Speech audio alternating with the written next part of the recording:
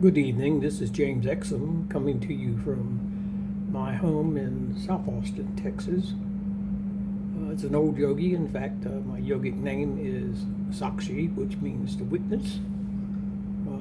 I have been creating a series of political discourses on my YouTube channel, concentrating on the problems happening in Washington nowadays and the lawful unlawfulness and such that seems to be a recurrent theme therein.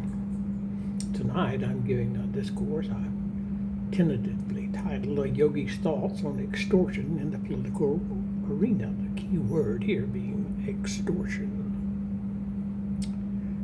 And let's just dive right in if you don't mind. Donald Trump's ongoing involvement in American politics remains a focal point of analysis in 2025. His distinct approach to attaining and wielding power are marked by controversy, loyalist networks, and accusations of coercion. And it continues to shape public discourse, including this.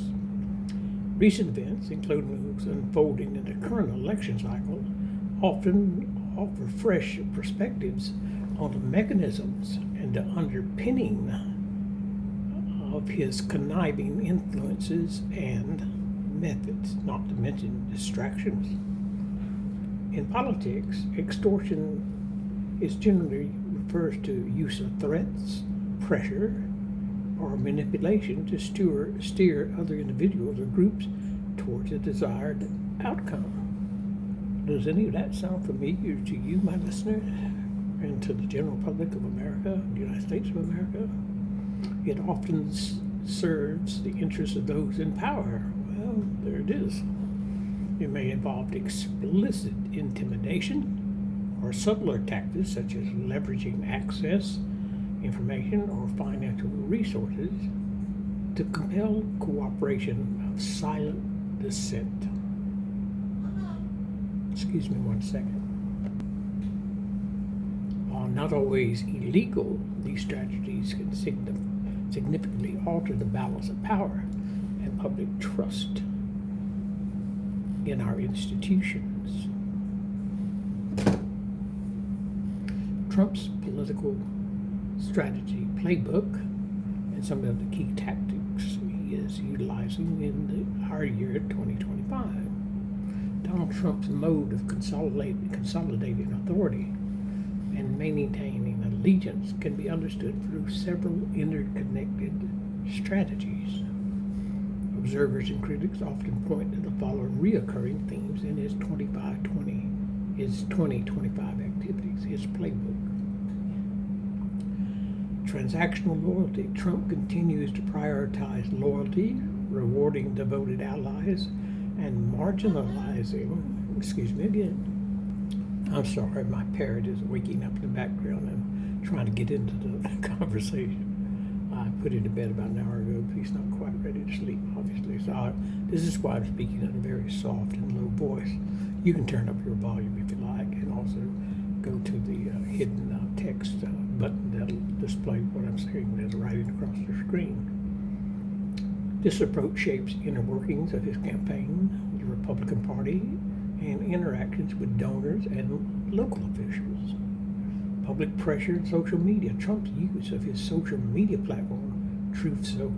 Oh, there's a name if ever I've heard one.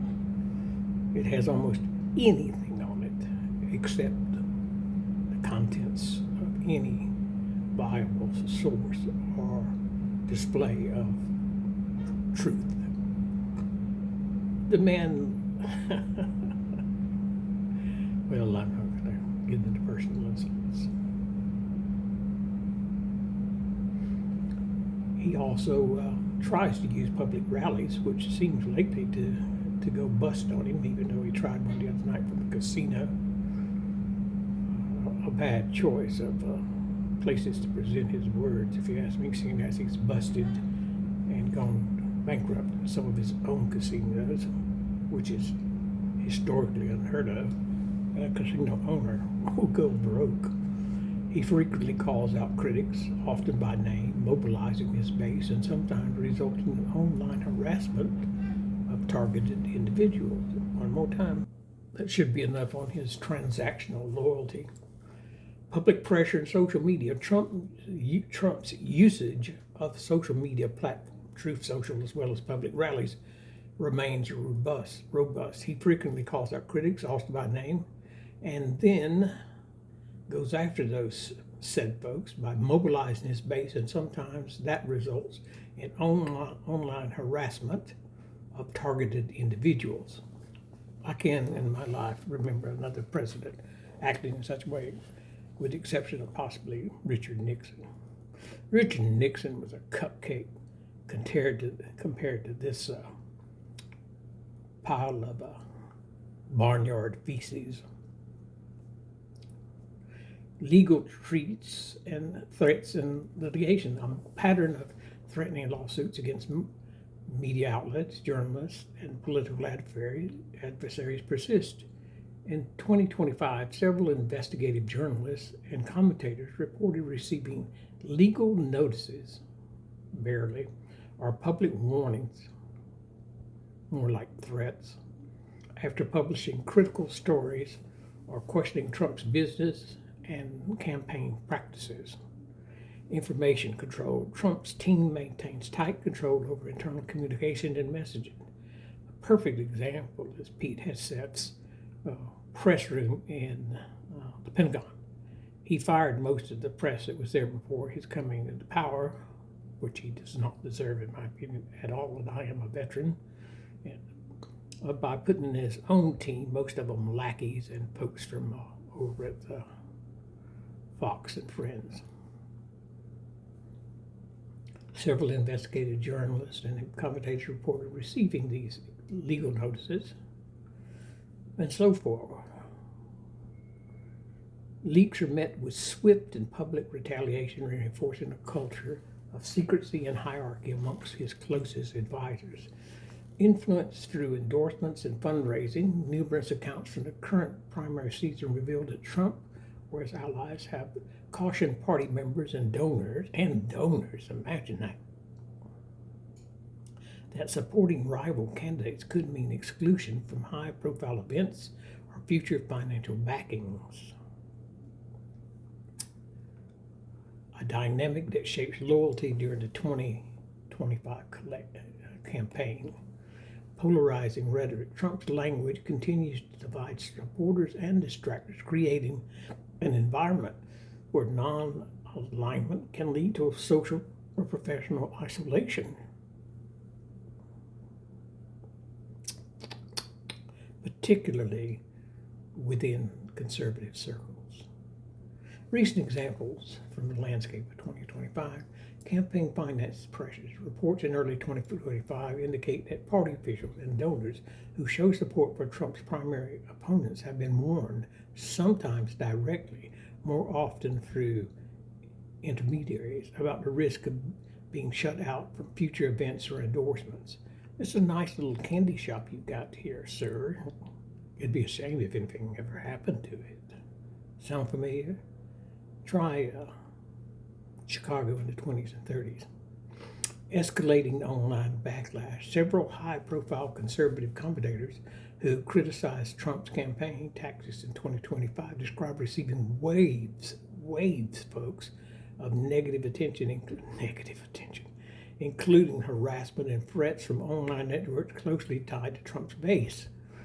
The amplification of these messages through Truth Social further intensified that effect. Ongoing legal maneuvers. Trump's legal team maintained a high-profile presence throughout 2025, issuing cease and desist letters and threatening defamation lawsuits against journalists and public figures.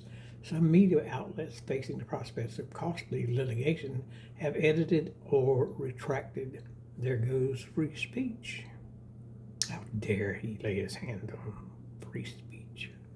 Some media outlets facing the prospects of costly have edited or retracted investigative stories concerning Trump's business dealings, crooked-ass business dealings, if you ask me, or campaign finances. And who knows? Nobody keeping the books on what he gets in and what he puts out. It's mostly getting in and putting nothing out, including paying his contractors and that recent architect that was trying to design that incredibly stupid-ass ballroom that outsizes the whole White House itself.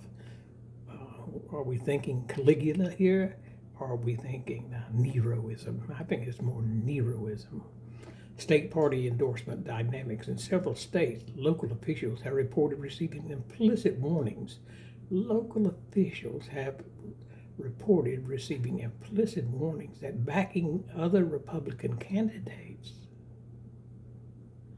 may jeopardize their access to national party support. In other words, we'll cut off the funds if you don't goose step down the avenue that we're patrolling. But with new intensity as Trump seeks to solidify his position for the general election. This is my direct comment.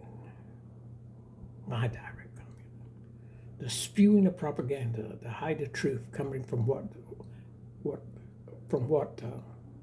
the White House spokesman personally, daily, and sometimes from impromptu encounters, is reminiscence of the voice of Nazi Germany. Public perception, a daily response. The American public remains sharply split in views of Trump's conduct. To his supporters, the former president hardball taxes are seen as evidence of decisive leadership and an unwillingness to tolerate perceived betrayal, perceived being the key word. To his critics, these same actions represent a threat to ethical government and democratic normalcy. Rising concerns about the chilling effect on dissent and the free press. I will be doing another video on that. Perhaps the next one will be on that subject. Let me highlight that while I've got it here. It's raising the, it's raising concerns about the chilling effect on dissent and the free press. Well, when you have the Supreme Court in your pocket. Now trying to get all the major movie studios and the major networks, you don't really need free speech when you own all the media corporations that put out your opinion. Your opinion becomes free speech, and your thoughts become the law of the land. Again, do some homework on how Hitler and his boys put it all together. Conclusion, as of 2025, Donald Trump's playbook for power continues to blend transactional relationships, public and legal pressure, and strategic use of media to maintain his influences, just like a spider spinning his web. While some view of these practices as are seen as effective leadership, others, and I'm part of that other, see them as undermining foundational political principles. That might be another video right there. Let me highlight that little section, please. Sorry about me doing my work while I'm also narrating, but it's effective and it's the right thing for me to do. The debate over Trump's methods and their meaning for the health of American democracy remains as urgent as ever. I see them as the ultimate con man, desperately trying to maintain control while simultaneously accumulating illegal gotten gains of greater wealth and illicit power. Well, that is, in a nutshell. Got it in there in under 15 minutes. So I'll close as I always do. Thank you so much for listening. And if you liked it, that's wonderful. If you didn't like it, that's okay too. But, tell your friends and family if you feel like sharing it.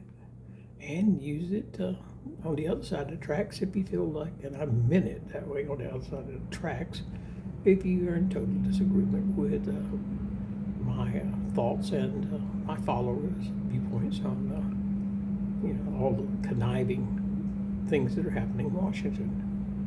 And be good to yourself, be good to others.